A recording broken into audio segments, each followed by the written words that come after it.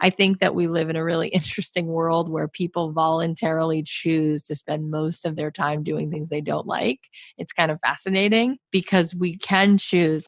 There's an expansiveness to what's possible. And we can create a new possibility that maybe we don't have to save up our happiness for the weekends and retirement. Like maybe there's a way for you to be a part of this thing you love in just a more creative way. That's Cathy Heller, the host of the hit podcast Don't Keep Your Day Job and the soon-to-be-released book of the same name.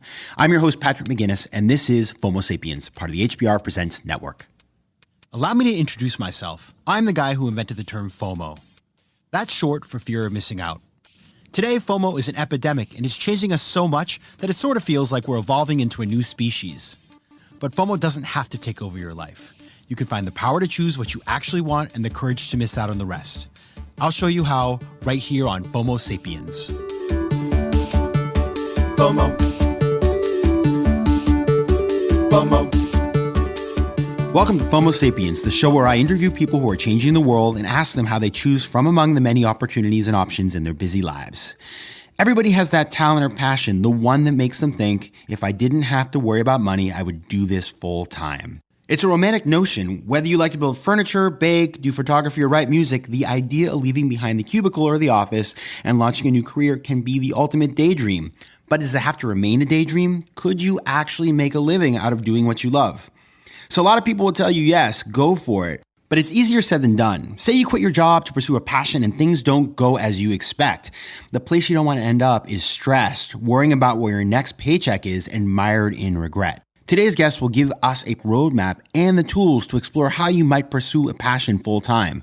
Cathy Heller once struggled with this same set of issues and then found a way to launch a lucrative career writing music for television shows. She then parlayed that into a multi-dimensional seven-figure career in the creative economy.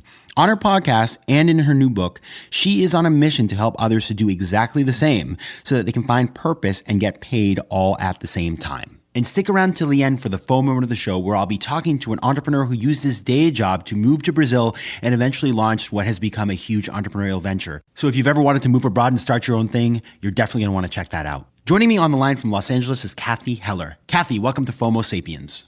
Hey, Patrick. I'm happy to be here. What's up? It's about to be a lot because we're going to cover a lot of ground today. But before we get there, I want to ask you, everybody feels a little FOMO sometimes. So what turns you into a FOMO Sapiens? So lately, it's seasons because I spent my whole life either in South Florida or I've now been in Los Angeles. And I have been so FOMO when people post, they're like, oh, it's turning fall and here's the leaves. And I'm like, I've never lived through a season of seasons. I've never had that experience of seasons. So I really want that. All right, so I hate to contribute to your feelings of FOMO, but I got to confess, today is the kind of day in New York that is the ultimate pumpkin spice latte kind of day. So I'm going to switch topics quickly. Cathy, the reason I wanted to have you on the show today is that you've spent your life helping people to decide what they're going to do with their lives through your podcast and your new book. So to get started, tell us, what is the big idea behind Don't Keep Your Day Job? The opposite of depression isn't happiness. I think it's a sense of purpose. And I think purpose comes from feeling like you're contributing to the world and that you have a sense of like belonging. And so when I came up with the idea of Don't Keep Your Day Job, I was on this quest to help people feel like they lived their life on their terms, where what if you really could do the thing that lights you up and then feel like you're contributing that thing to the world? And I've actually had the pleasure of being on your show. And as regular listeners to FOMO Sapiens know, I'm a big believer in the idea that we can all think about what we want to do with our lives and then find creative and clever ways to do those things. Maybe starting on the side, as I wrote about in the 10% Entrepreneur, but then potentially even going full time. And so what I like about the book is that you talk about side hustles and getting started on the side, especially in a world of creative entrepreneurs, which is where you live. You're a songwriter, you started out there, and now you're able to do all these other things. So talk about some of the steps to figuring out how you can actually get going as a creative entrepreneur or an entrepreneur in general on your path to finding the big project or the new career that you want to pursue. I love that question because I actually have an answer. And there was a time, I'm 40. There was a time where I did not know the answer to that question. And that is so much of reason why I want to do what I do, because I want to give people that answer. Like, what are the steps? The first thing that's really fascinating is, we had you on my show, which I loved having you on. And we've had a lot of other awesome people, like just such smart folks. And we had Angela Duckworth on the podcast, and she wrote a book called Grit. And she told me 2/3 of the people in this world don't even know what they want to do. So it starts with a discovery of like, what is this thing? And so it starts with getting back in touch with being curious and having some wonder, and maybe making a list of like, well, I guess if I could just not have to be quote unquote practical, what would I write down of like 5 imaginary lives? And maybe you are surprised, but maybe you write down potter or floral designer or yoga teacher. Maybe then you could decide that you would dip your toe into 1 or 2 of those things. Like maybe you're not sure if it's travel writing or if it's opening a bakery, but maybe you take a pastry class and see how it feels to actually make some pastries. Or maybe you go on a trip to Santa Barbara and blog about it and just try to like take a little bit of an interest in yourself. I think that we really sort of put all that aside. I think people feel this pressure to know what they want to do for the rest of their lives when they're 18. And I think that that's ridiculous. I think that we keep evolving, and you're probably going to change a few times and make some pivots. And a lot of successful people do that. They start out in one place and they keep listening to whatever this little curiosity is. So you would start there, but then let's say you already know. So you're at that stage now and you're trying to figure out, okay, so what do I do with that? How do I make a living? So what's really important to understand is that at the heart of any successful endeavor, any successful business, is radical empathy. Because a business and a hobby are different. A hobby means you can do whatever you want and you can just sort of have fun. A business means, by definition, that somebody is paying you, which means someone else needs the thing or wants the thing. And so they give you money, which means that right away you have to ask yourself, who is this for? Who am I serving? And most people build businesses backwards. They sit in their room in the laboratory by themselves, coming up with something, and then they put it out in the world and they try to convince people to want this thing. But if you look at successful people, successful enterprises, successful companies, whether it's Apple or Skippy Peanut Butter, the folks behind it are constantly in front of their audience, and they're doing focus groups and they're testing and they're asking questions. And so we make things harder than they have to be because we don't begin with the person it's for. And then the third thing is we want to validate the idea, right? We want to test it. And then after that, you're learning how to scale it. And scaling it means figuring out where your audience already exists and how do you get in front of them. Those are the basic pieces. It's what do you want to do? Who's it for? Validate the idea and then scale that. Yeah, and I want to comment on that a little bit because you were keying into 2 things that I think a lot about when it comes to entrepreneurship. The first is the idea that, we all have this dream that we want to pursue, but you don't actually really know if you want to do that thing. I remember reading an article in the New York Times about a woman who's a corporate lawyer, and her dream was to sell her grandmother's cookies. So she decided that she would quit her job as a lawyer and start baking. And so she did. She quit her job. She got this baking space. She started baking all the time. And what she realized in the process is that being a baker is back-breaking work. No more fancy offices. She was always sick because of the climate and where she was working. And she sat around and after about a year realized that she was daydreaming about working back at the law firm. And that's pretty ironic, and it's a terrible place to end up. So you need to go through the process of trying this thing that you think you want to do to see if you even like doing it all the time. The second thing that you keyed into, which I think is really important, is that building a business doesn't happen sitting at a desk. You need to get out, talk to customers, explore sales channels, get out into the world, step out of your comfort zone. And as you do so, you will learn so much that it will help you to be more successful. And so you, Cathy, have done this for yourself. You've had great success as a songwriter and a podcaster, now an author. What do you think you have done correctly? And what have you learned along the way that has been able to help you to thrive in your new career? What I've noticed is that every human being I know has a great idea, and what they're missing is momentum. And the momentum comes from doing the outreach. Remember when I talked about how you have to know this idea of what you want to do and then you get in front of people? So most people are so afraid to be messy and they overthink it and they're scared and they don't know what they have to offer. So they don't even begin to put things out in the world until they have them quote unquote finished or ready, which they never are. Successful people start. I think what comes here is a lot of just sort of imposter syndrome, because there's people who have less talent than everyone who's listening right now, but they're doing great things. And it's because they gave themselves permission to do mediocre things and get them out in the world in order to get the momentum and to figure out who it is for, and to do a lot of testing and to start to get relationships going and start planting those seeds. So I think for me as a musician, I got dropped from a record label. I was like, oh, I guess I'll never be a musician. And then I thought, wait, what if I could write music for ads and TV shows? And so I started doing cold calls and calling ad agencies and networks like Paramount and Lionsgate and finding out who the person was who chose music. And I had to send them songs that weren't right at first until I could figure out what they did need. And I had to talk to them with empathy before I asked them for anything, and really seek to solve a problem and to make friends with them and to talk in a personable way and send emails that were not businessy so that they would actually respond. And all of that led to real fluidity in terms of making connections. And those connections led to the answers of how I could serve. And then I was really willing to just help serve that way. And when I couldn't, when I said, no, actually I don't have a hip hop track, I only write this kind of thing, I would be happy to introduce them to someone who could. Like, I was still in it for how can I help solve the problem? And when you're doing that every single day and you're taking that kind of action, huge things happen. So Cathy, both the book and the podcast are called Don't Keep Your Day Job. But obviously, if you're starting on the side, you're going to keep your day job for at least a period of time. And a question that I often encounter talking to people in this space of part-time entrepreneurship is, okay, great. I start this business, start selling, I get some traction. Maybe I get to the point where I'm actually too busy. I can't do it all. I'm trying to figure out, how do I choose between this part-time project and my day job? So how do you know when you're at the point that you could actually go ahead and go full time? I think that there's certain benchmarks that you need to hit. All of the things that I just said that need to happen, from like that discovery process of what you even like, to figuring out who you're serving and who it's for and what they need, and validating this idea.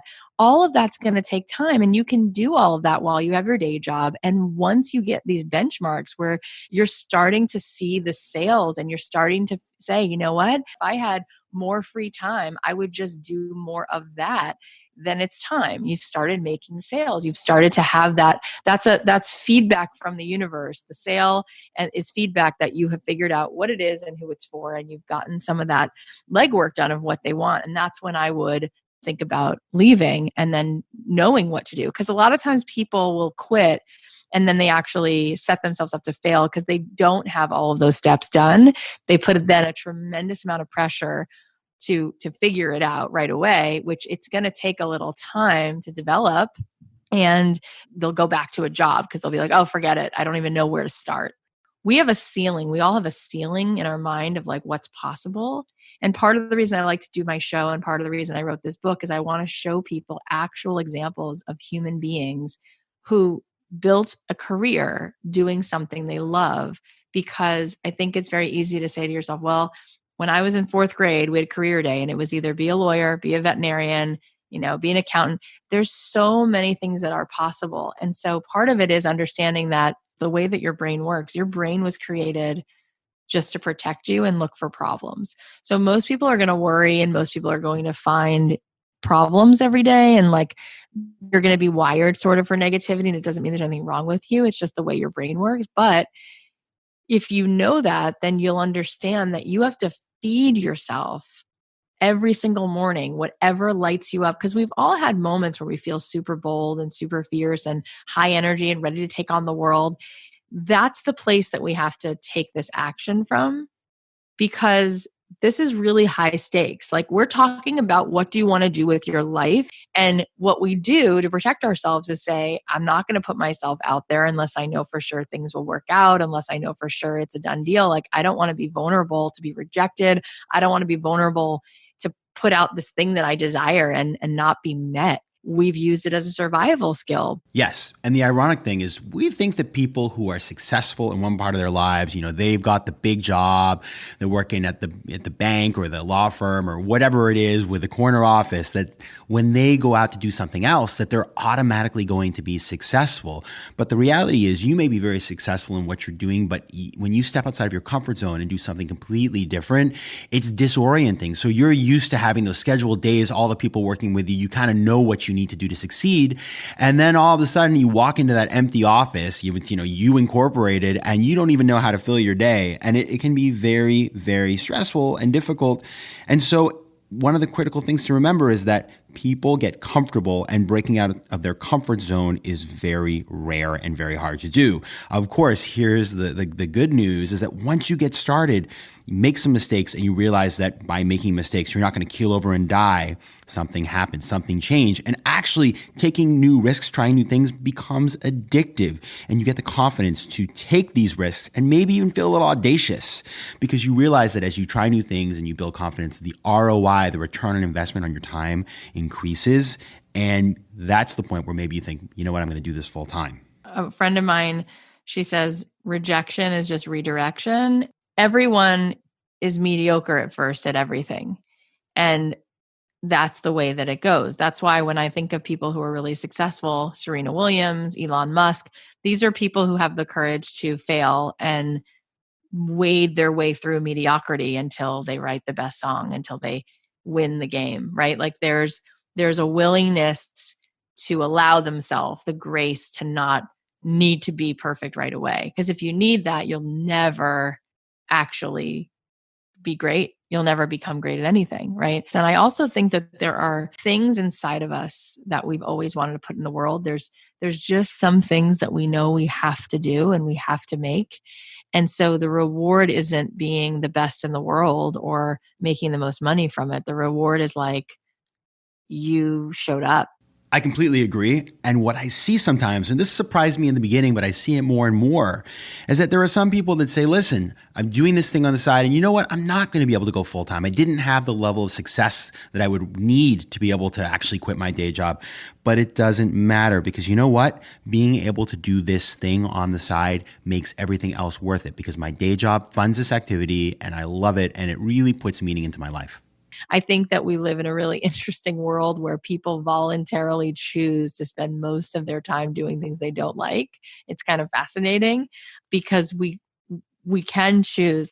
There's an expansiveness to what's possible, and we can create a new possibility that maybe we don't have to save up our happiness for the weekends and retirement. Like maybe there's a way for you to be a part of this thing you love in just a more creative way. Maybe you're not going to have a record deal, but you could still write music. Maybe you're not going to become Mrs. Fields, but you're going to start teaching people courses online on how to bake the best cookies. There's just so much that is possible. So if you take this approach, you are scoping out a life or designing a life where there could be tons of different outcomes, right? You could end up, say you want to be a singer-songwriter. You could be a very famous person. You could be on TV. You could be at the top of the charts. Or you could just end up singing every year at your family's holiday party. Both are completely possible, and both could, in the end, be very fulfilling. But do you think it's a good idea to have a goal up front, or is it better to go into this with an open mind and not necessarily set some audacious goal to begin with? I say open mind, because whenever I've talked to someone who tells me their 3-year, 5-year plan, I know that they're thinking too small, because we only see right now, like if you look down the block, you can only see as far as you can see from where you're standing. So as you evolve and it's sort of like a scavenger hunt, like you'll have this idea. I mean, you have a similar story in your own life, but Jonathan Adler was on my podcast. He's a very famous designer. He had this idea to go to Peru, and he went to Peru and he met this couple that does all this like threading, and he started to make pillows. And then he started to work with them. And then he came back to New York City, and the pillows led him to the next thing. And now his life now is designing hotels. He has 28 flagship stores. He's sold in all the fancy department stores. He has a multi-million dollar business, which started with this, I don't know what I want to do. When he graduated from Brown, he said, I don't know, maybe I'll go to Santa Fe and weave baskets. Like he didn't know what he wanted to do. But what I find that sort of the outliers have. I had Adam Grant on my podcast, and we talked about people who are original and who really like get sort of the greatest of what life has to offer. It's this not knowing and this willingness to trust the curiosity. I think that what happens, and I think everyone who's listening has experienced this at some point, there are things in your life when you trust your curiosity or this whisper, whatever it is, and you follow it, there's a synchronicity that shows up that almost feels like religious. It's crazy. Definitely stay open. Like, what's possible? I don't know. And keep practicing that muscle. Like every day, open a Google Doc and like brain dump 30 bad ideas. Get in the habit of coming up with ideas. Ideate, come up with ideas. Who could you call? What might she say? Oh no, you know what I should do? I really want to do this. Oh, who's it for? Maybe this person. Until you start to go, no, I'm getting it. I'm gathering it. This is really what the thing is. And then as you do that, your career will literally just take you in places you couldn't believe it did. Yeah, I have this thing on my phone. I'm a list maker, and I have lists for everything in my life on the Reminders app on the iPhone.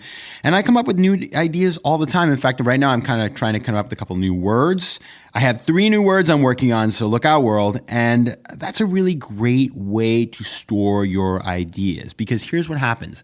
You come up with an idea, you jot it down, and maybe on day 1 you think, well, this isn't a very good idea, but you go back to it on day 5 or day 10 or day 33 or day 172, and you look at it differently and you start thinking, yeah, it's not a bad idea at all. And that can actually turn into things. It's happened with me all the time, writing my books, writing things down that a year or 2 later I come back to, and it ends up being an idea that I would have never remembered and that is actually pretty useful. So having a repository of the things you're thinking about so you can go back and look at them is a very good idea. Cathy, this is the show about how to find the power to choose what you actually want and the courage to miss out on the rest. So what advice do you have for our listeners? I mean, I just feel like every one of us has this like 6-year-old inside of us who has been waiting on the sidelines way too long. And I think most people, this idea of like become who you're supposed to be, it's really like unbecome. Because so many of the things we do are the things we do because other people told us to. So it's really like choose yourself, because I think the number one regret of the dying is that people didn't feel like they lived their life. Like, I would have gone to art school, but my mom told me not to. Oh, I would have been this, but it didn't seem realistic, or I didn't want to let someone down, or whatever. And that is the greatest tragedy. So I think that the number one human need is to feel seen. Like, we want people to get us. But I think that we want to see ourselves. I think that the person that you're looking for is you. Like, you want to come home to yourself. So that's the greatest fulfillment, is like whether this thing becomes monetized or not, is like, did you crack open back to this thing that just feels like you? And then even if you don't monetize it, like, how does that just change the way you feel in your skin? How does that change your marriage? How does that change your friendships? How does that make things just so much more alive when you're coming from this place of, this is what really makes me happy? And I think just asking yourself that question and going down the path of that curiosity, like, I definitely have seen it over and over that it can lead to a huge career. And at the very least, it just leads to so much more knowing of yourself, and maybe finding things that you were supposed to do that other people in your community in this world needed that only you could offer. And I think that's what we're chasing. A couple of weeks ago, I had Dr. David Feigelbaum on the show talking about his life experience, and his story is incredible. If you haven't heard it, go back and listen.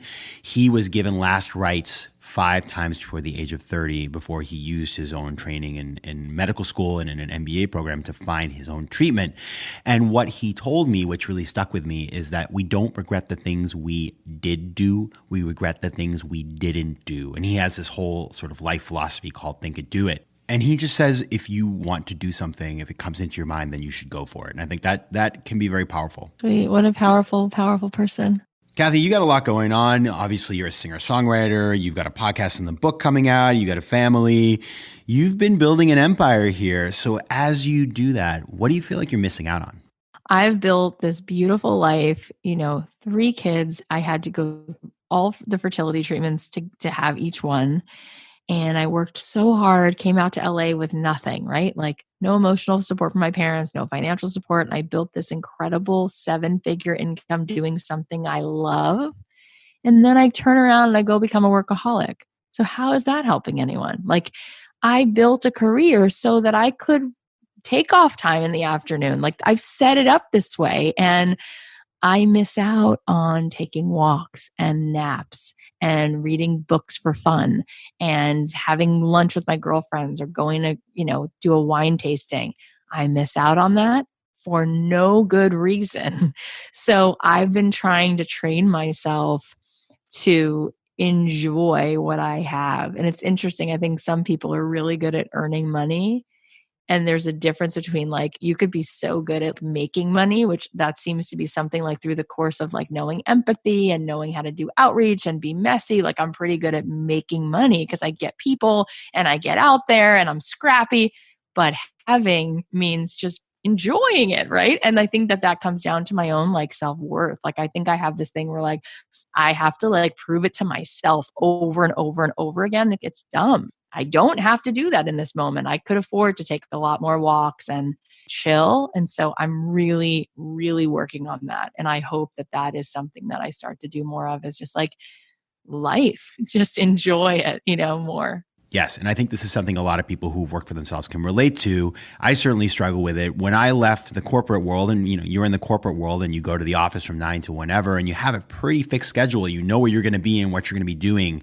And then when you work for yourself and you have these blocks of time that are open, you could theoretically go for a run, you could go for a walk, you could go take a French class. But somehow you don't want to give yourself permission to do it. It feels like I'm not working hard enough or I'm wasting my time. And I got to tell you, I have a solution for that. I put it in the calendar. I take French every week. It's on the calendar and I go. I put runs in the calendar. I just try to make sure that I give myself permission to use my time as I want to, because that's the whole point of working for yourself, is that you control your schedule. It really is a thing, Patrick, by the way, is becoming a workaholic, because people tell you you're crushing it. If I was drinking all day long, no one would tell me I'm crushing it. But the more I work and the more successful I am, people are like, go more, double down, triple exit. It's like working a lot is also an escape. I'm trying to figure that out and like just do less. It's a very fine line between being type A and what I like to call being type cray. That's one of the 3 words I'm working on. Hopefully it's not taken yet. Cathy, it's been great having you on. For the listeners who want to check out your podcast, check out your book and everything you're doing, where can they find out more about you? You can find the podcast wherever you listen to podcasts. Apple Podcasts is great, or wherever you listen. And you can find the book if you go to Barnes & Noble or Amazon. But if you go to don'tkeepyourdayjob.com/book, we are giving away so many cool bonuses just for buying the book. There's like a workshop I'm giving live, not a taped video, but like a workshop I'm giving live on how to quit your day job. There's like a booklet that comes with it. We're doing like an Ask Me Anything 90-minute Q&A session. There's just a bunch of bonuses we're giving away. So if you're going to buy the book, you may as well go to don'tkeepyourdayjob.com/book, and it'll let you buy it from any place, but it'll let you also put in your information so you can get all the goodies. Well done. And when you're out there checking out Cathy's podcast, make sure to give her 5 stars. And while you're in the app, maybe head over to FOMO Sapiens and consider giving me 5 stars as well. Yeah. And listen to Patrick's episode on the Don't Keep Your Day Job podcast. That's a good place to start. Yeah, definitely check it out. We had a great conversation. Cathy, thanks so much for stopping by today. Best of luck. And we look forward to see what you do next. Amazing. Thank you so much for such a fun talk. FOMO.